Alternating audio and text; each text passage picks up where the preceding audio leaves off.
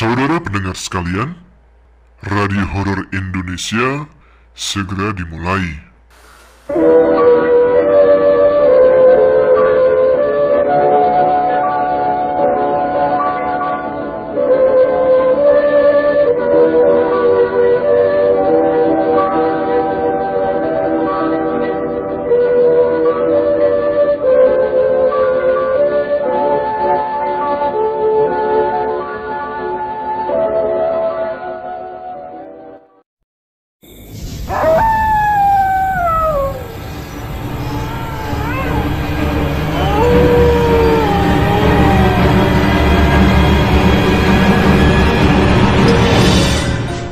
Assalamualaikum warahmatullahi wabarakatuh. Jumpa lagi dengan saya Tama dalam Ada Apa Gerangan. Bagaimana kabar kalian? Semoga selalu diberikan kesehatan dan juga rezeki yang cukup. Kita kembali lagi di segmen Radio Horor Indonesia yang hadir setiap malam Jumat untuk membacakan cerita-cerita horor untuk teman-teman Ada Apa Gerangan. Dan bagi teman-teman yang lain yang ingin membagikan pengalaman mistisnya kepada kami, bisa dikirim ke email kami adaapagerangan20@gmail.com atau ke akun Instagram kami di @aagchannel. Bisa juga ke nomor WA yang ada di kolom deskripsi ya. Nah, untuk memulai episode RHI FM malam ini, ada sebuah cerita yang dibagikan kali ini oleh Mas Randy lagi ya. Ada yang masih ingat kisah Mas Randy sebelumnya ketika dia memancing dan menemukan kepala yang ternyata merupakan mayat seseorang yang dibuang di sana? Nah, kali ini tidak jauh-jauh dari dunia permancingan. Kita langsung saja ya. Seperti apa kisah Mas Randy, kita bacakan untuk teman-teman Ada Apa Gerangan. Selamat malam pendengar setia Ada Apa Gerangan. Selamat malam juga buat Mas Tama. Semoga Mas Tama selalu diberikan kesehatan oleh Allah Subhanahu wa Ta'ala. Saya Randy kembali membagikan pengalaman mistis yang pernah saya alami. Izinkan saya berbagi sedikit cerita saya yang masih di seputaran dunia permancingan. Saya rasa ini adalah pengalaman saya yang hingga saat ini dan mungkin seumur hidup saya tak bisa terlupakan. Semua berasal dari pertemuan saya dengan leader saya di sebuah perusahaan. Beliau merupakan atasan saya, walau dari segi umur, beliau dan saya seumuran. Namanya Joko. Bermula saya bertemu di lahan parkir yang kebetulan pekerjaan kami pada bagian parkir dengan posisi sedang santai. Dikarenakan posisi tersebut, saya dan Mas Joko di shift malam sembari ngopi ditemani rokok kretek dan hembusan angin malam yang cukup menggigit. Mas Jok, malam ini parkiran sepi banget ya. Apalagi pada malas keluar ya. Iya ya, tumben banget. Padahal biasanya jam segini gak bisa duduk ngatur kendaraan yang mau parkir. Iya mas, tapi gak apa-apa lah. Lumayan buat istirahat. Kapan lagi kan bisa senggang begini, mumpung besok libur. Lah, kamu besok libur? Saya juga libur. Niatnya sih mancing ke tempat yang kemarin saya mancing. Dapat ikan sidat yang besarnya selengan saya, Ren. Hah? Serius mas? Emang besok berangkat sama siapa mas? Saya join dong, mumpung libur juga ini. Gak ada acara juga seingat saya mas. Emang lokasinya di mana mas? Lah, kebetulan saya besok sendirian. Niatnya mau cari temen, malah kamu mau ikut. Ya udah, gas lah. Alah, itu tuh di bendungan itu. Kan gak begitu jauh dari rumahmu kan? Oh iya, bendungan ini cukup terkenal di daerah Bantul. Walau sekarang wisatanya mulai meredup, namun di dalam komunitas pemancingan, lokasi tersebut cukup menjadi primadona. Wah, siap mas. Ini saya yang ke rumah mas atau mas yang ke rumah saya nih. Tapi serius mas, di bendungan itu? Kan di sana itu ada batu yang berbentuk lumpang tuh. Konon katanya, dulu waktu pembangunan bendungan gak bisa dipindah. Dan waktu digelar pentas wayang kulit, dalangnya meninggal kan? Jadi, di bendungan tersebut terkenal angkernya. Karena di dekat bendungan tersebut ada sebuah batu yang berbentuk seperti lumpang atau cobek batu. Kata bapak saya, dulu sewaktu pembangunan bendungan, batu tersebut mau dipindahkan, namun tidak bisa. Dicoba dicangkul di sekitar batu tersebut, seakan-akan batu itu tertanam dengan sangat dalam tak berujung. Dicoba ditarik menggunakan rantai dan ekskavator rantainya terputus. Coba dicangkul memakai ekskavator, begitu bakat menyentuh tanah di sekitar batu tersebut, mesin ekskavator secara tiba-tiba mati. Tapi setelah ekskavator pergi dari lokasi tersebut dengan cara digeret, mesin bisa hidup kembali. Nah, demi kelancaran pembangunan bendungan tersebut, sang mandor kontraktor mencoba melakukan musyawarah terhadap warga desa maupun pemuka desa tersebut. Dan didapatlah sebuah solusi. Kalau harus diadakan pagelaran wayang kulit, yang konon katanya di masanya pagelaran wayang kulit mampu memindahkan hal yang tak kasat mata. Setelah pagelaran wayang kulit dilaksanakan, selang beberapa hari terdengar kabar sang dalang meninggal dunia, entah secara kebetulan atau takdir yang maha kuasa, wallahu alam. Pernah juga pasangan muda-mudi yang melakukan sesuatu aktivitas tidak senonoh, pada akhirnya gancet di tempat tersebut. Jadi memang banyak kejadian yang tak masuk akal terjadi. Oke, balik kembali ke cerita. Lah, iya di situ. Kenapa? Takut kamu? Ya besok kamu ke rumah saya aja ya. Soalnya kalau saya yang ke rumah kamu, anak istri saya takut berpikiran aneh-aneh ntar. Kalau kamu yang ke rumah kan, anak istri saya pasti berpikir bener-bener mancing. Siap mas. Besok abis maghrib saya ke rumah mas. Umpan, perangkat, dan lain-lain kamu yang nyediain ya. Masalah kopi, konsumsi, rokok saya yang nyediain. Oke, cocok Ren. Besok pun tiba. Sehabis sholat maghrib, saya bersiap-siap menuju ke rumah Mas Joko, yang jaraknya dari rumah saya ke rumah Mas Joko sekitar 20 menitan mengendari motor. Mas Jok, udah ready? Ayo gas. Bentar Ren, anak saya belum tidur. Ngopi aja dulu sini. Habis isak kita gas. Nanti lewat jalan pintas ya. Agak masuk hutan jati dikit, tapi cepat sampai dari sini. Oke mas, siap. Tapi jalan pintas hutan jati, setahu saya satu-satunya jalan pintas kan lewat sana tuh. Hutan jati itu konon katanya banyak kuntilanaknya kan? Lah iya lewat sana. Kenapa? Takut? Nih Ren ya, jangan jadi pemancing malam kalau takut hantu. Songongnya dia ngomong tersebut tanpa merasa bersalah. Lah gak takut sama sekali mas. Yang jadi masalah pas kita mancing, dia ikut mancing, kan gak enak. Lah, saya ajak pacaran, kalau tuh kunti sampai ikut. Hus, jangan sesumber mas, sembarangan aja kalau ngomong. Dah, tenang aja lah, ayo berangkat. Singkat cerita, saya dan Mas Joko pun mulai berangkat, dengan saya yang menyetir motor. Kurang lebih sekitar 20 menit berjalan, saya dan Mas Joko pun sampai di hutan jati yang dimaksud, yang menurut warga sekitar merupakan sarangnya kuntilanak yang jahil. Saya pun mengucap salam dan permisi sebelum masuk hutan. Setelah kurang lebih 500 meter, saya seperti melihat sebuah kain putih saling pindah dari pohon satu ke pohon yang lainnya dari ujung cahaya lampu motor, dan saya pun menowel kaki Mas Joko. Mas Jok, saya lihat kayak ada kain lompat dari pohon ke pohon mas. Iya, saya juga lihat. Udah, lanjut aja, konsen di jalanan.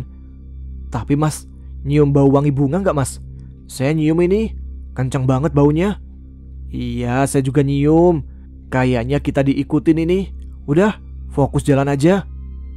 Baru saja Mas Joko diam dari ucapannya tadi, entah dari mana datangnya, tahu-tahu ada seperti kain korden turun dari atas saya dan menutupi pandangan saya. Seketika saya ngerem motor secara mendadak. Saya dan Mas Joko pun terjatuh. Waduh, bokongku. Kenapa Ren? Bisa-bisanya jatuh. Bisa bawa motor gak sih? Wah mas, pandangan saya ditutupi kain turun dari atas, sampai-sampai gak bisa lihat. Daripada kita masuk kali, mendingan ya saya rem mendadak, jatuh di tanah. Oh, ya sudah, gantian saya yang bawa motor. Tidak berselang lama, kami pun sampai di tujuan. Motor kami pun diparkir di bawah pohon trem besi yang rimbun. Saya dan Mas Joko pun bersiap memancing. Sembari menunggu umpan dimakan ikan, Saya dan Mas Joko saling berbincang sambil ngopi ditemani rokok kretek agar tidak terlalu dingin. Tidak terasa, jam pun menunjukkan pukul 11:30 malam. Wah Mas, ini ikan sepi banget ya.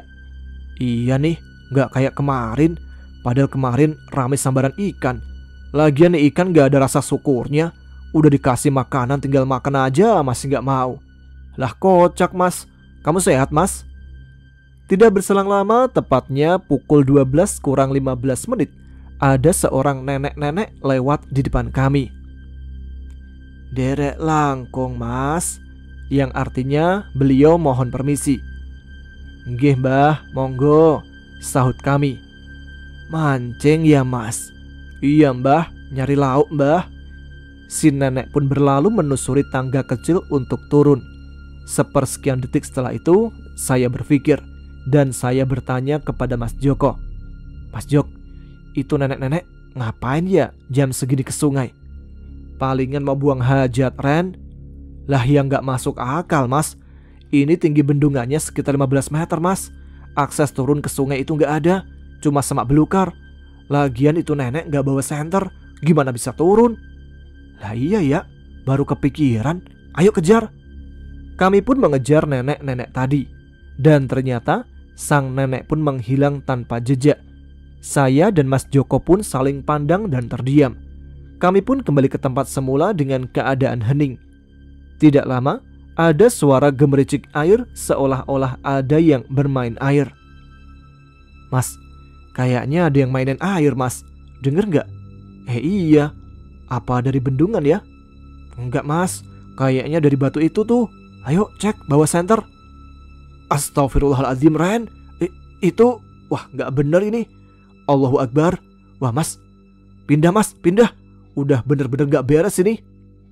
Kejadian yang saya dan Mas Joko alami membuat kami sejenak terdiam mematung. Kami melihat ada sosok wanita dengan umur sekitar 30 tahunan. Dari batas pinggul ke kepala berwujud manusia, sedangkan dari pinggul ke kaki berwujud sosok ular yang berwarna coklat mengkilap terkena cahaya senter kami. Sosok tersebut tersenyum kepada kami dengan taring menjulang keluar di sela-sela bibirnya. Kami pun mundur perlahan dan membereskan alat pancing kami sesegera mungkin dan pindah dari lokasi tersebut. Udah Mas, pindah. Udah gak beres ini. Iya, pindah ke utara sana aja. Ada gubuk kecil, bisa buat istirahat. Ada lampunya juga. Saya ngantuk ini, mau tidur bentar. Udahlah, jangan banyak ngomong, ayo cepetan. Tidak jauh dari tempat semula kami mancing, memang ada sebuah gubuk kecil yang biasanya untuk warga beristirahat setelah ngarit rumput untuk ternaknya atau para penambang pasir. Kami putuskan beristirahat dan tidur sebentar. Mas Joko ada di bagian kanan, sedangkan saya di bagian kiri. Jadi ada jarak cukup untuk satu orang di tengah-tengah kami. Sesaat saya tertidur, seperti mungkin tidur-tidur ayam ya nyebutnya. Tiba-tiba saya mendengar suara gesekan kayu pada alas dari gubuk tersebut. Seperti ada orang yang berbaring di antara kami. Yang mulanya saya kira adalah Mas Joko yang berubah posisi tidurnya. Ternyata salah. Ketika saya menengok, ternyata ada sosok pocong dengan kain yang kumal, dengan wajah yang saling berhadapan dengan saya. Saya dan pocong itu pun adu wajah, hidung bertemu hidung, hingga saya melihat jelas detail wajah dari pocong tersebut. Wajahnya hitam legam seperti terbakar. Kulit wajahnya pecah-pecah seperti tanah sawah yang kering. Nah, di sela-sela pecahan kulit wajahnya mengalir darah yang menghitam. Dan bola mata kanannya tidak ada di posisinya, atau tergantung disertai darah hitam yang beraroma antara amis, anyir, dan busuk yang luar biasa. Saya berusaha membangunkan Mas Joko, namun suara saya seperti tertahan di tenggorokan. Pada akhirnya sosok tersebut menghilang, dan saya pun akhirnya membangunkan Mas Joko dengan menggoyang-goyangkan badannya. Mas Jok, bangun, ayo pulang. Tadi kita tidur bareng pocong Mas. Apa? Bareng pocong? Yang bener kamu. Ya udah, ayo pulang. beresin alatnya. Kali ini saya yang nyetir motornya." Setelah semua beres, kami pun pergi dari gubuk tersebut melewati hutan jati tadi. Namun anehnya, setelah lama berjalan, ternyata tidak sampai-sampai dan tidak keluar-keluar dari hutan tersebut. Malahan, saya baru tersadar kalau kami telah melewati gubuk yang kami tiduri tadi sampai 3 kali. Seolah-olah kami diputar-putar di sekitar situ.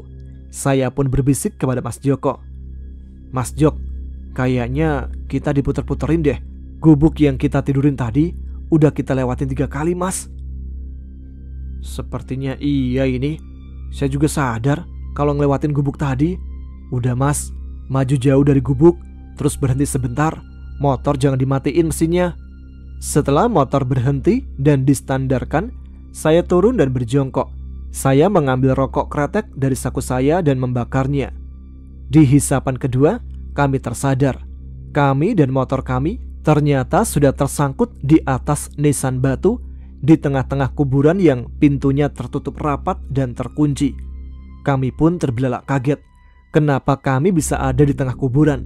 Dan bagaimana bisa kami masuk ke dalam kuburan yang terkunci ini? Kami berusaha berteriak minta tolong. Namun di jam 3 pagi, tidak ada orang sama sekali yang lewat. Dan syukurnya, tidak berselang lama, kami mendengar seperti ada warga yang lewat.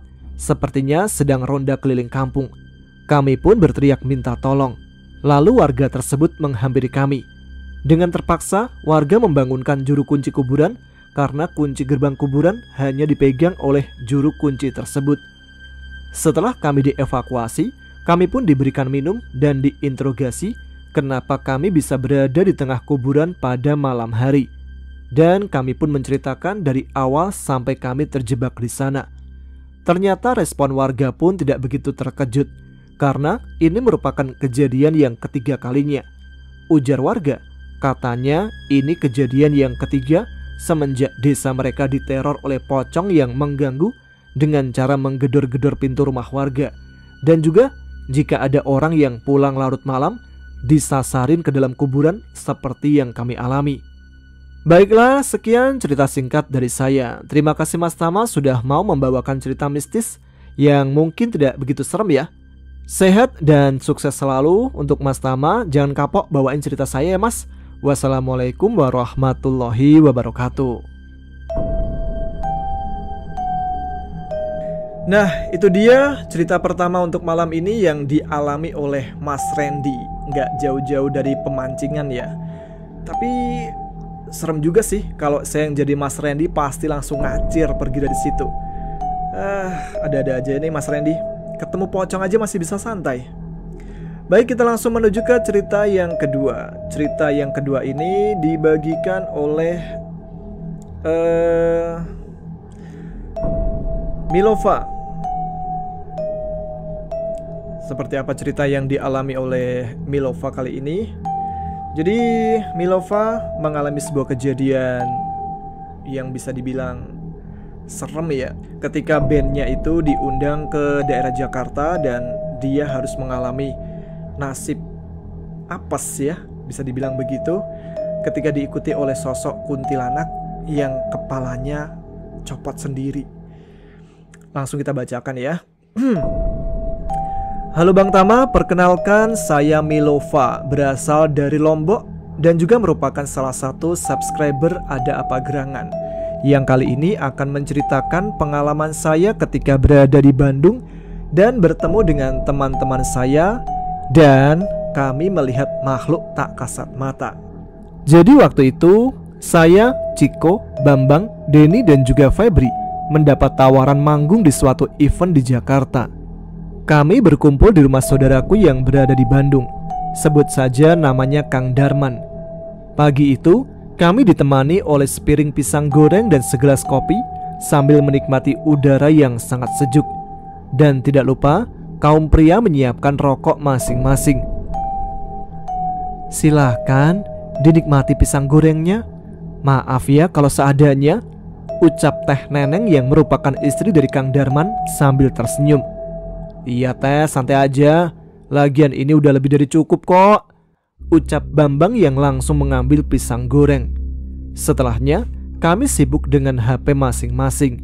Sampai akhirnya saya membuka percakapan. Guys, semua perlengkapan untuk ngeband nanti malam udah siap kan?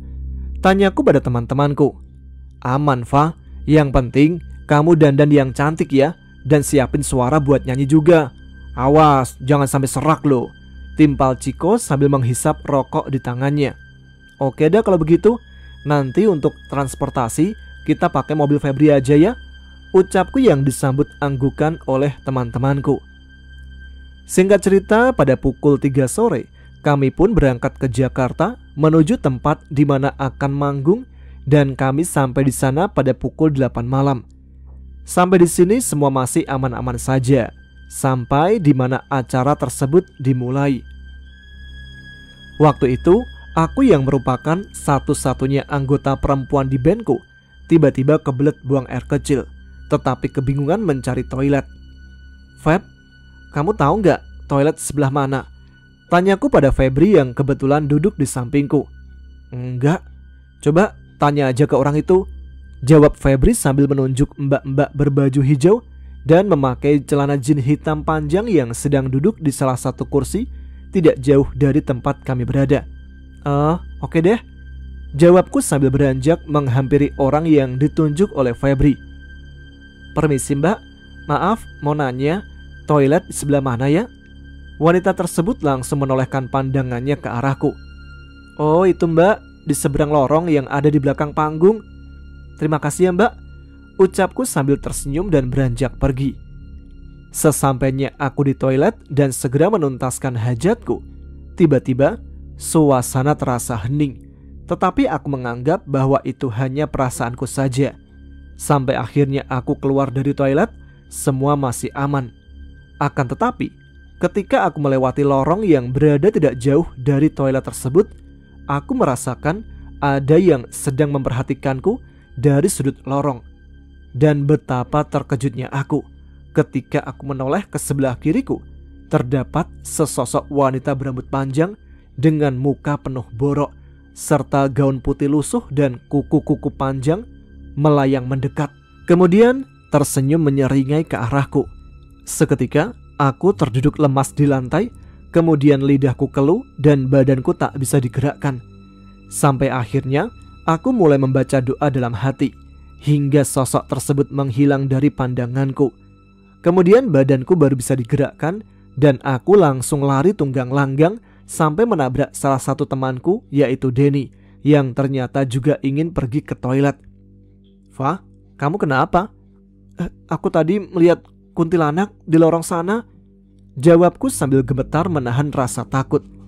Akhirnya aku ditenangkan dan diberikan minum oleh teman-temanku yang penasaran yang datang menghampiri kami. Singkat cerita, acara pun selesai pada pukul 12 malam. Lalu kami mencari makan dan selanjutnya kami menempuh perjalanan untuk kembali ke Bandung. Di tengah perjalanan, Febri tiba-tiba menghentikan mobilnya dan dengan kebingungan Ciko bertanya, Feb, kok berhenti? Itu di depan ada cewek. Ayo kita turun dulu. Mana tahu cewek itu lagi cari tumpangan.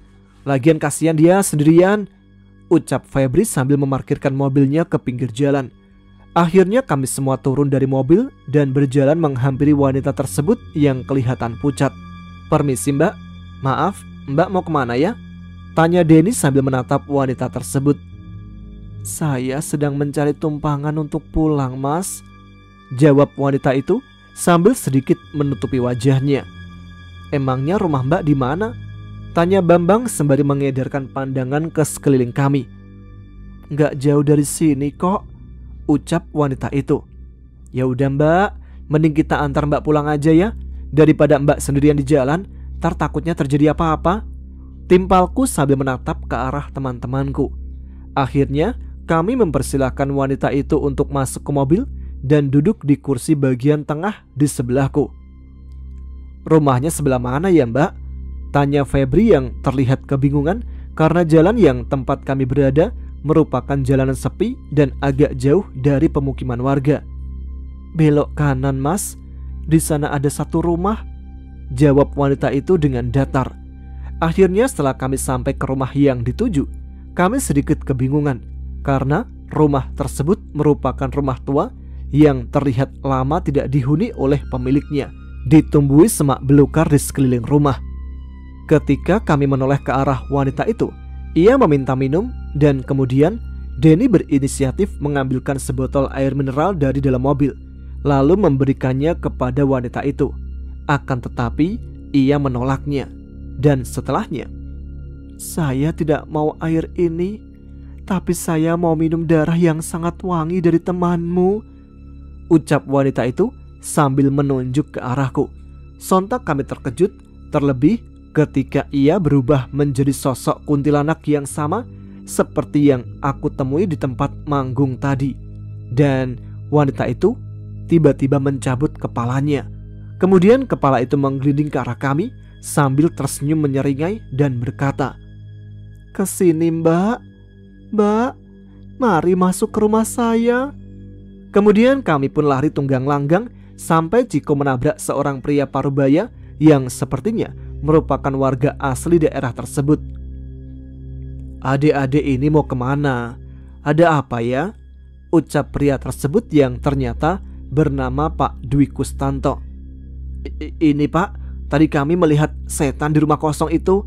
Lalu pria tersebut menjelaskan jika rumah itu merupakan rumah angker yang sudah bertahun-tahun ditinggalkan oleh pemiliknya, karena dulunya terdapat peristiwa pembunuhan seorang wanita dengan cara dipenggal kepalanya. Dan kuntilanak yang tadi kami lihat ternyata sudah mengikuti kami sejak kami berangkat menuju tempat manggung. Terlebih ia suka dengan aroma tubuhku yang menurut bangsa mereka wangi karena aku sedang haid. Selanjutnya kami diberikan air doa oleh Pak Dwi Kustanto, dan kami melanjutkan perjalanan hingga akhirnya kami sampai di rumah tanpa mengalami kejadian aneh apapun lagi. Nah, itulah ceritaku. Semoga terhibur untuk kalian semua dan sehat terus untuk Bang Tama dan tim Ada Apa Gerangan. Salam dari saya Milova dari Lombok. Terima kasih. Nah, itu dia pengalaman yang dialami oleh Milova ketika manggung di daerah Jakarta. Diikuti oleh sosok kuntilanak yang ternyata suka dengan darah haidnya. Hati-hati nih buat teman-teman sekalian yang sedang haid. Kayaknya harus hati-hati kalau mau bepergian kemanapun itu ya. Jadi emang katanya makhluk seperti itu emang suka banget dengan wangi darah haid. Oke, untuk cerita yang ketiga ya, mungkin sekaligus yang terakhir untuk malam ini. Kali ini ada sebuah cerita yang dibagikan oleh Lila. Lila, jangan Lila. Langsung kita menuju ke cerita yang dikirimkan oleh Lila. "Hai Kak Tama, sebut saja saya Lila. Maaf ya kalau tulisannya masih berantakan. Seandainya layak dibacakan ya silakan. Jika tidak tentu tidak masalah. Tapi jangan lupa sampaikan juga salam-salam untuk teman-teman Ada Apa Gerangan yang menyimak. Jadi semua nama di cerita ini sudah saya samarkan. Semoga sehat terus Kak, dan ceritanya mulai dari sini. Meski ini merupakan cerita lawas, tapi ingatan itu masih membekas. Saat itu usiaku masih 7 tahun. Ada sebuah hajatan pernikahan adik dari ibu di rumah kakek, sehingga aku diboyong untuk menginap di sebuah desa selama beberapa hari. Jaraknya tidak terlalu jauh dari rumah bapak, hanya perlu melewati 3 kecamatan karena masih satu daerah kabupaten. Rumah kakek tidaklah angker. Aku sering berkunjung, hanya saja belum pernah menginap. Namun lokasinya yang agak horor, 20 meter dari pintu depan rumah kakek adalah pemakaman umum. Sedangkan 5 meter sebelum kuburan terdapat rumah kosong. Tahun 2002, kampung itu masih sepi. Jarak antara rumah satu dengan yang lain bisa dibilang agak berjauhan. Aku masih ingat betul kalau di samping rumah kosong terdapat rumpunan pohon bambu. Tempat itu menjadi salah satu lokasi teduh saat matahari berada di titik puncak. Ketika malam, suasana di desa kakek tergolong lebih sunyi ketimbang rumahku. Sebab rumah bapak sudah berada di kawasan padat penduduk. sehingga deru motor atau kendaraan lebih sering terdengar hingga larut. Acara pernikahan Bibi Ima digelar sekitar 3 hari 2 malam. Ibu terlihat sibuk memasak beras dalam panci besar, menghaluskan bumbu, memotong daging, dan menuang teh untuk tamu yang keluar masuk bergantian. Beliau tidak sendiri, karena banyak tetangga Simbah juga ikut membantu. Setiap pagi setelah mandi, ibu melepasku agar aku main sendiri dan tidak merecoki beliau di dapur. Memang sih, aku ini tipe anak yang rebel. Segala yang tersentuh bisa rusak atau berantakan tanpa sengaja. Bahkan sempat ada tetangga kakek yang membentak karena kesal oleh tingkahku. Alhasil, ibu menunduk meminta maaf demi menyelamatkan anaknya ini. Entah karena masih kecil atau memang didikan bapak untuk skeptis pada hal mistis, aku sama sekali tidak takut bermain sendiri di sekitar rumah kosong dan pohon bambu. Padahal wilayah itu sangat dekat dengan kuburan. Jangan main di situ, tegur seorang bocah lelaki berbaju kuning. Dia sedikit lebih tinggi dariku. Ikut kami main di depan warung Mak Siti aja yuk, ajaknya tampak tulus. Kamu orang mana? Orang baru tak? Timpal bocah perempuan berkuncir 2 dengan ingus kering menempel di bawah hidungnya. Awalnya aku enggan menjawab karena belum saling kenal. Namun aku tetap menyaut juga meski dengan ketus. Kata ibu, aku gak boleh jauh-jauh dari rumah Mbah Bani. Oh, kamu keluarganya yang punya hajatan? Si bocah perempuan menanggapi, lalu tersenyum manis memamerkan lesung pipit yang berpadu indah dengan mata lentiknya. Setelah itu, aku hanya mengangguk dan menggeleng sekenanya. Mereka terus mengajak untuk bermain di wilayah yang agak jauh tersebut. Karena untuk sampai ke warung Mak Siti, kami memang harus melewati beberapa rumah warga dan lapangan voli. Walau terkenal nakal, aku masih tergolong penurut.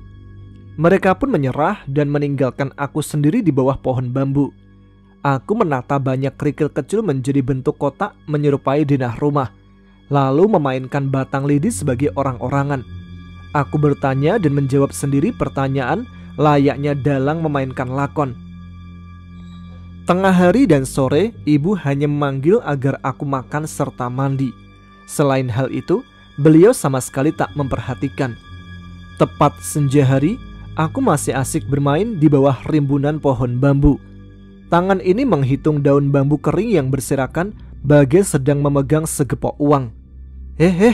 Ada bocah main sendiri di bawah papringan. Itu orang apa bukan ya? Celetuk anak lelaki yang lumayan besar menginformasikan pada teman-teman sebayanya. Rombongan itu kompak tertawa. Salah seorang dari mereka lincah memainkan bola voli di tangan. Aku hanya melirik mereka dengan tatapan sinis.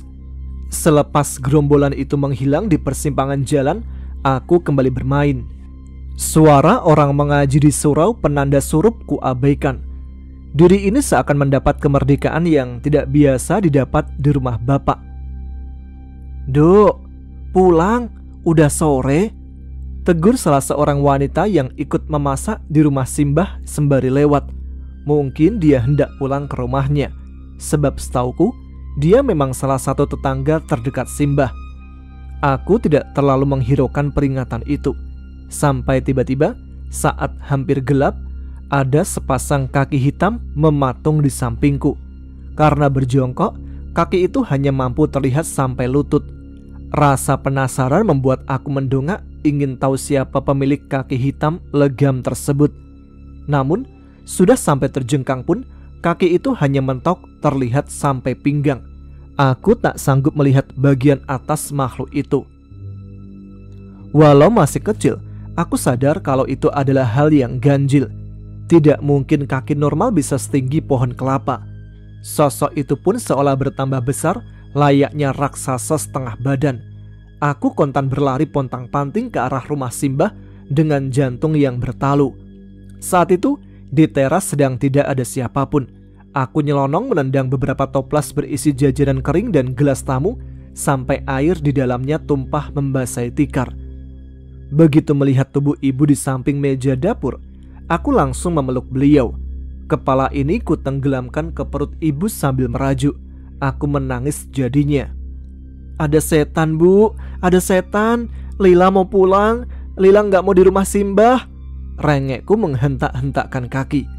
Ibu hanya memasang ekspresi bingung, tetapi sorot matanya teguh seolah mengisyaratkan agar aku berhenti ribut. Sebagai orang tua, ibu memang memiliki sifat yang dominan kuat. Mungkin karena beliau tidak ingin dianggap lemah oleh anaknya. Simbah kakung membopongku sembari membujuk. Apa? Kamu lihat apa? Ngomong sama Simbah, ujar Mbah Bani lembut membelai rambut sepunggung milikku. Ada kaki hitam, Mbah, besar dan tinggi sekali, jawabku polos dengan mulut masih terisak. Gak apa-apa, besok lagi kalau main jangan sampai sore ya, nasihat Simbah menenangkan. Yang bentuk kaki itu cuma terlihat, tapi tidak akan mengganggu, tekan beliau. Kenapa, Mbah? Dia lihat jin undur-undur tak? Selidik ibu mengerutkan dahi. Saat itu Simbah hanya mengulas senyum. Beliau menyerahkan aku pada ibu agar diajak mencuci muka, kaki dan tangan di sumur. Waktu itu aku tidak paham untuk apa hal itu dilakukan. Simbah juga tampak melempar garam ke berbagai sudut di luar rumah. Keesokan harinya aku sudah jauh lebih tenang. Namun hati ini jadi trauma untuk bermain di bawah pohon bambu lagi. Aku hanya mondar-mandir dengan beberapa anak dari tetangga Simbah yang orang tuanya ikut memasak. Sayangnya mereka lebih suka bermain di halaman warung Mak Siti seperti dua anak yang menyapaku kemarin. Mungkin karena halaman di sana cukup luas dan datar. Alhasil aku menyibukkan diri dengan ngemil jajanan di ruang depan. Sekitar habis asar, aku duduk di samping rumah Simbah untuk menunggu bapak. Kantor bapak memang terkenal sulit untuk mengambil cuti, sehingga setelah mengantar ibu dan aku, beliau pulang dan baru datang lagi ketika malam ijab qabul. Aku terkejut saat melihat bayangan hitam melesat masuk ke rumah kosong. Bayangan itu cepat, tapi cukup jelas. Bentuknya seperti anak kecil seumuranku. Karena penasaran, perlahan kaki ini tertarik mendekati rumah kosong itu. Dari jendela depan rumah, tampak perabot telah usang dan dipenuhi sarang laba-laba. Pewarna dindingnya sudah banyak mengelupas.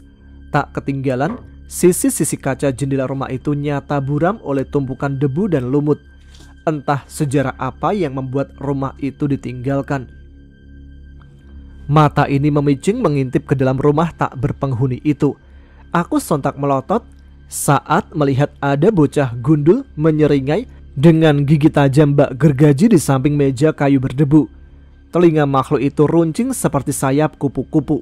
Matanya besar dan berwarna sama dengan tubuhnya, yaitu hitam legam.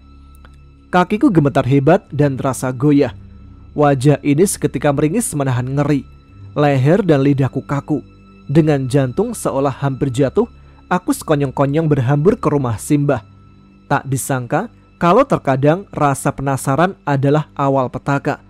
Kali ini aku ditangkap oleh Paman Amar, adik laki-laki ibu. Dia menggendongku dengan raut heran. Kenapa lah? Mau cari ibu ya? Apa dinakali teman? Cecarnya mengelus-elus kepalaku. Bibir ini tak sanggup menjawab karena belum berhenti terisak. Paman Amar menyekap pipiku sembari menenangkan sebisanya. Ia juga segera membawaku ke tempat ibu di dapur. Rewel kenapa lagi? Dengus ibu entah ditujukan padaku atau Paman Amar. Gak tahu mbak, sahut paman. Kenapa nduk? Siapa yang nakal? Lagi-lagi ibu membawaku ke sumur untuk mencuci muka, tangan dan kaki. Di sini ada banyak setan bu. Lila mau pulang. Tuntutku masih agak rewel. Sudah, tidak apa-apa. Besok sore kita pulang. Ibu mengajakku ke kamar Simbah untuk menceritakan semua pada beliau. Mbah Bani manggut-manggut sambil menatapku lekat. Beliau menyarankan agar aku jangan kemana-mana dulu. Entah karena ketakutan atau apa. Malam harinya badanku demam tinggi. Bapak yang kebetulan sudah datang langsung menungguiku di kamar ujung rumah Simbah. Katanya itu dulu kamar ibu sebelum menikah. Dari semua wajah terlihat kalau bapak yang paling cemas. Apa sebaiknya kita bawa Lila ke klinik dekat sini dulu bu? Kasian, biar dapat obat, usul bapak pada ibu. Besok aja, sekarang udah malam. Lagi pula, kita belum tahu penyebab demamnya Lila ini karena sakit betulan atau kena sawan. Sanggah ibu menyodorkan segelas teh hangat pada bapak. Percakapan mereka cukup panjang, tetapi intinya kurang lebih demikian. Bapak tidak berhenti membelai kepalaku, sementara ibu kembali sibuk di dapur. Beberapa kali Simbah Kakung dan Simbah Putri bergantian menjenguk. Aku lupa dulu sekitar jam berapa.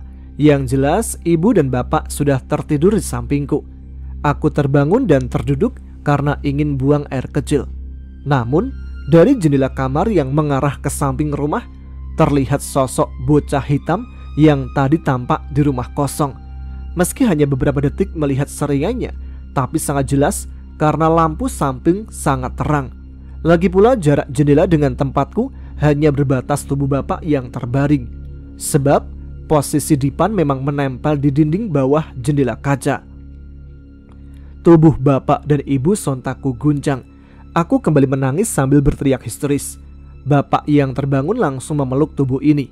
Ekspresi bapak juga terlihat mengencang. Ibu terbangun dan bergegas menggendongku keluar. Aku dibawa ke kamar Simbah. Paman dan beberapa orang yang ikut melean ikut berhambur. "Mbah, tolong buka sebentar, Mbah." Ibu terus mengetuk pintu kamar Simbah. Tidak berselang lama, Simbah Putri keluar. "Ada apa? Lila kenapa lagi?" Guratan di wajah renta Simbah tampak tidak tenang. "Sepertinya dia diganggu sesuatu, Bu," ungkap ibu bernada berat menunjukkan kepanikan. Ketika semua sedang ribut, mata ini malah bertumpu dengan sosok bocah ireng itu lagi. Kali ini makhluk itu sedang merayap di dinding dan menempel terbalik pada langit-langit rumah. Aku menjerit sejadinya sambil terus menunjuk-nunjuk makhluk sialan itu. "Di sana, Bu, di atas, setannya udah masuk." Aku memeluk tubuh sintal ibu. Beliau mempererat gendongan dan menyembunyikan wajahku ke dadanya. "Sudah, jangan dilihat," seru ibu. Awalnya aku menuruti perintah beliau, tetapi karena merasa tidak nyaman, aku kembali mengangkat kepala. Lalu penyesalan pun terjadi. Pasalnya, ketika aku mengintip dari balik pundak ibu, muka bocah hitam itu hanya berjarak 10 cm dari ujung hidungku. Makhluk itu seakan ikut menempel di punggung ibu. Aku seketika meronta dan menggapai-gapai tubuh bapak. Suasana tidak kondusif malam itu. Bibi Ima yang harusnya beristirahat pun tidak bisa tidur karena tangisanku. Aku terus rewel karena makhluk hitam botak itu sebentar muncul dan beberapa kali menghilang. Kadang sosok itu terlihat dekat lalu menjauh, berlari-lari, melompat atau jongkok di samping lemari seolah bersembunyi. Tepat pada subuh hari, bapak dan ibu membawaku ke seorang pintar. Tempatnya tak terlalu jauh dari kediaman Simbah. Aku diobati dengan diminumi air yang sudah terisi doa. Bagian tengah kepalaku juga ditekan dan sesuatu seperti tercabut dari ubun-ubun. Sejak saat itu, aku memang sudah tidak pernah melihat sosok hitam itu lagi. Walau begitu, selama setahun aku masih sering mendapatkan bahan mimpi buruk. Mungkin karena trauma, jadi psikologi sedikit terganggu. Setiap habis mimpi buruk, badan ini biasanya akan sakit dan panas. Bersyukur semua berangsur membaik. Semakin besar aku tahu kalau mereka sudah ada sejak lama di tempat itu. Ibu sendiri mengaku sudah beberapa kali melihat sosok kaki hitam tanpa badan itu. Namun pada tahun 2015 rumah kosong itu dirobohkan setelah sebelumnya diadakan acara selamatan. Pepohonan bambu juga sudah habis berganti jadi bangunan rumah sekarang. Menurut Simbah, mereka masih ada dan hanya berpindah tempat. Saat umur 10 tahun, aku mulai berteman dengan 2 anak yang dulu sempat menyapa di bawah pohon bambu. Tiap ke rumah Simbah, aku akan sempatkan bertemu mereka. Sekarang siapa sangka kalau 2 anak itu berjodoh ketika dewasa. Oh iya, alasan kenapa ibu mencuci muka, tangan dan kaki kala itu adalah untuk mencegah terkena sawan menurut kepercayaan beberapa daerah. Sebab di wilayahku, tradisi membuat sawanan itu masih ada. Seperti memarut kunyit jika ada orang meninggal, mandi setelah menghadiri acara pemakaman, meminta bunga pengantin agar anak tidak rewel, bersih diri setelah bepergian, dan masih banyak yang lainnya. Demikian kisah mistis yang pernah alami yang bisa aku bagikan. Terima kasih untuk yang bersedia mendengar. Salam dariku, Lila. Terima kasih. Wassalamualaikum warahmatullahi wabarakatuh. Nah, itu dia cerita yang ketiga untuk malam ini, sekaligus cerita yang terakhir yang dibagikan oleh Lila. Terima kasih untuk Lila, Milova, dan juga Mas Randy yang sudah membagikan pengalaman mistisnya. Dan sekali lagi, untuk teman-teman lain yang ingin cerita pengalaman mistisnya dibacakan di sini, bisa dikirimkan melalui email adapagerangan20@gmail.com atau DM ke Instagram dulu juga bisa, @aagchannel. Sekarang juga bisa melalui WA yang ada di kolom deskripsi, nanti di sana bisa tanya-tanya dulu ya. Jadi seperti biasa, sebelum kita akhiri episode RHI FM malam ini, saya akan bacakan beberapa pesan atau komentar yang sudah teman-teman tuliskan di Instagram @pagerangan, khusus untuk dibacakan di setiap episode RHI FM. Ada siapa aja kali ini?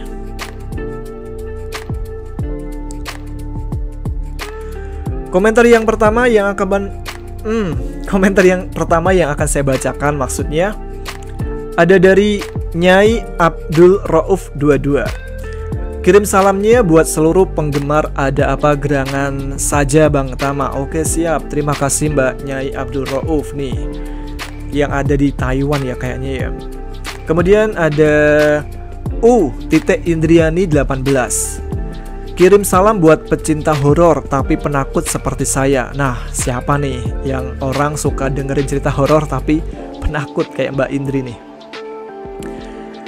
Lalu ada dari Mbak Wahyu Tri 0819.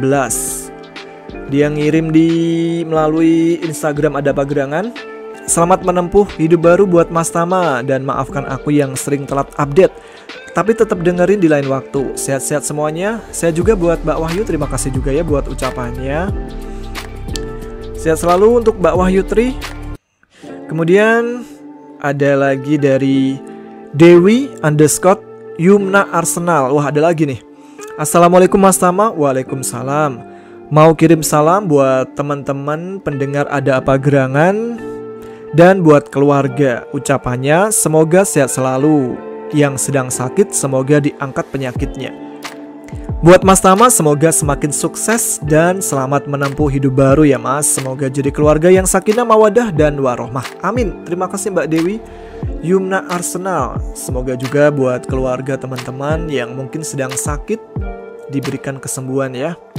Kemudian selanjutnya ada Nurul Faat, pakai ain ya, Faat. Assalamualaikum Mas Tama. Waalaikumsalam. Salam buat teman-temanku yang di Kalimantan, khususnya yang ada di kota Banjarbaru. Selamat malam teman-teman yang ada di Banjarbaru. Salam dari Mbak Nurul Faat nih. Lalu ada Mbak Lisa 3497. Assalamualaikum Mas Tama. Waalaikumsalam. Hadir lagi di RHI FM ya setelah sekian lama. Iya nih Mbak Lisa nih. Selamat menempuh hidup baru. Semoga jadi keluarga yang sakinah mawadah warahmah. Amin. Salam buat teman-teman pendengar Ada Apa Gerangan, sehat selalu dan salam rahayu. Rahayu juga buat Mbak Lisa yang ada di Kota Malang. Lalu berikutnya ada Gamis Landen. Hai Mas Tama, salam dari Soreang nih. Saking seringnya dengerin RHI edisi pocong sampai apa ini?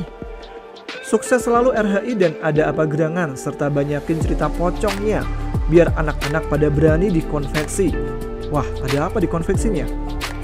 Jangan-jangan ada pocongnya ya. Lalu ada dari Elang PR. Halo Mas, saya pendengar dari episode 1 Ada Apa Gerangan. Yang benar. Baru kali ini komentar. By the way, saya selalu support channel ini. Terima kasih. Semoga semakin banyak cerita seru dan banyak bonus ceritanya. Salam sehat untuk semua. Sehat selalu untuk Bang Elang yang katanya pendengar dari episode 1. Kalau benar sesepuh nih ya. Lalu ada Mbak Naila. Yuk hadir untuk nanti malam. Salam untuk semua teman-teman Ada Pagerangan, Bang Tama dan tim dari Yordania. Wih, jauh nih. Salam balik ya buat teman-teman dan Mbak Naila yang ada di Yordania. Lalu ada Janu Trihandoko. Kirim salam buat semua pendengar Ada Pagerangan, Mas Tama. Sama minta tolong bantu doa untuk ibuku yang kurang enak badan. Semoga Allah angkat sakitnya, berikan sehat, keberkahan. Buat semua penggemar Ada Pagerangan, semoga sehat selalu. Amin ya robbal alamin. Ya, seperti tadi ya, buat teman-teman yang sekarang ini kurang enak badan, orang tuanya dan kerabatnya mungkin sedang sakit, semoga segera diangkat penyakitnya, bisa segera sehat dan beraktivitas seperti biasanya. Lalu selanjutnya ada Lili Haryati. Hai Mas Tama, aku mau kirim salam buat keluargaku yang liburan di Sumatera Barat. Kok aku nggak diajak sih? Aduh, kasihan. Kenapa nggak ikut? Salam juga buat Mas Tama dan istri. Semoga bahagia, langgeng sampai tua, kakek nenek sampai punya cicit. Amin. Nggak ada, saya tambahin ya, sampai cicitnya.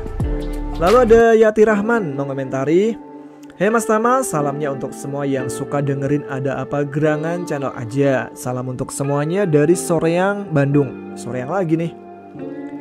Oke, yang terakhir untuk komentar yang dari Instagram ya. Habis ini kita lanjut dengan komentar yang dari YouTube. Hei Mas Tama, udah lama nih gak absen di kolom komentar. Sebelumnya selamat menempuh hidup baru buat Mas Tama. Semoga samawatil jannah, amin. Titip salam buat semua pahlawan devisa penggemar Ada Pagerangan yang ada di Taiwan. Semoga sehat selalu, amin. Terima kasih Mas Tama, sama-sama Bunda Faid yang ada di Taiwan. Salam juga ya buat teman-teman yang ada di sana. Nah itu dia yang dari Instagram. Kita akan beralih untuk komentar-komentar yang udah dituliskan di kolom komentar yang ada di YouTube. Ada siapa ini? Heri Raka dari Jogja, katanya yang suka mancing sidat ngumpul sini. Bolehlah. Tuh, Bang Randy ada temannya tuh dari Jogja juga ya. Lalu ada Rustiati. Assalamualaikum Mas Tama. Waalaikumsalam. Gak pernah komen tapi pengen titip salam buat keluarga di Cilacap dari Hongkong Mas Tama. Siap, salamnya buat keluarga di Cilacap ya. Semoga sehat selalu Mbak Rustiati di Hongkong. Salam juga buat teman-teman di Hongkong ya. Kemudian ada Mochi. Wah, pas banget ini ceritanya. Ini aku dengerin pas lagi ikut suami mancing. Jadi ngeri-ngeri sedap gini. Mana pas malam Jumat pula. Tumben ya ada ini istrinya ikut suaminya mancing. Mudah-mudahan aman ya Mbak ya. Sampai pagi biasanya mancing tuh. Lalu ada El Malika Kedelai Hitam Pilihan. Wah, ini iklan gak nih? Iklan nih, jangan-jangan. Halo Bang, selalu dengerin RHI FM tapi jarang komen. Soalnya saya dengerinnya sambil nyuci piring, nyapu, beresin rumah, ngangon anak. Salam dari tanah batubara yang puanasnya atas bawah. Mana tuh tanah batubara tuh? Lalu ada Bang Bandi Tato. Assalamualaikum, dari Solo hadir menyapa Mas Tama sinambi ngopi. Wah mantap ini malam-malam ngopi. Jangan lupa nanti ini ya, apa namanya, barangkali ada yang mau ikutan live di TikTok untuk mendengar cerita dari Sentot yang belum tayang dan akan ditayangkan besok. Bisa denger duluan ya di TikToknya Tama AGC. Nanti teman-teman udah banyak kok yang kumpul di sana, bisa sharing-sharing atau tanya-tanya sesuatu bisa juga. Kemudian ada siapa lagi nih? Dari Johanna. Oh, Johanna K gitu. Ada titiknya. Assalamualaikum, selamat malam Mas Tama. Waalaikumsalam. Hadir nyimak cerita dari Kota Lumpia, Semarang berarti ya. Atau mana? Salam sehat dan selalu sukses untuk Mas Tama. Amin. Sehat selalu ya buat Mas Johanna. Johanna tuh cewek apa cowok ya? Kalau Johan cowok ya. Gitulah. Lalu ada Muhammad Didin. Salam Mas, absen hadir dari Meruyung Limo, Depok. Salam balik untuk Muhammad Didin yang ada di Depok. Ada juga dari Alif FS FZ. Saya juga sering mengalami hal-hal unik waktu mancing di malam hari. KP Yogyakarta hadir bang. KP itu mana? Kampung Yogyakarta gitu? Apa mana KP? Kulon Progo malah ya. Kulon Progo kayaknya sih. Apalagi nih dari terakhir lah ya. Ada dari Mbak Maya Agustus di Madura, lalu Mbak Mary Kemuning di Taiwan. Ada lagi dari Herlina Susanti yang ada di Bandung yang selalu hadir katanya. Lalu ada Aira Family kali ya. Hadir Mas Tama dari Pamulang, tetangganya Anggi Angelita Habsari. Wah, istrinya Imam nih. Salam buat alumni Lab School 04 Malang. Nah, itu dia komentar-komentar dari kalian semua yang bisa saya bacakan untuk malam hari ini. Jadi buat teman-teman lain yang mungkin komentarnya belum saya scroll ya, karena keterbatasan waktu belum sempat saya bacakan, tetap kalian harus komentar di video RHI FM atau melalui Instagram ketika saya posting untuk RHI FM selanjutnya. Semoga dapat giliran ya. Baiklah, jangan lupa juga untuk follow akun Instagram kami di @aagchannel, juga akun TikTok saya di @tamaagc. Tapi di sana saya nggak juga sih ya, cuman membacakan cerita horor aja. Jadi jangan ngarep saya juga di sana. Juga kalian bisa mengikuti live TikTok saya setiap malam jam 8:30. Di sana saya akan bacakan cerita antara cerita Sentot yang akan tayang berikutnya, dan juga mungkin cerita Danan Cahyo dan cerita-cerita lain sesuai request kalian. Kalian juga bisa berkomunikasi dengan teman-teman yang ada di sana, tanya-tanya pada saya, atau mungkin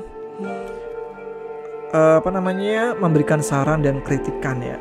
Atau bisa juga sharing-sharing pengalaman mistisnya di sana juga. Jadi sekarang langsung menuju ke cari TikTok saya, langsung follow ya, biar saya juga banyak followernya gitu. Baru 3.000 di sana. Oke, itu dia mungkin untuk malam ini.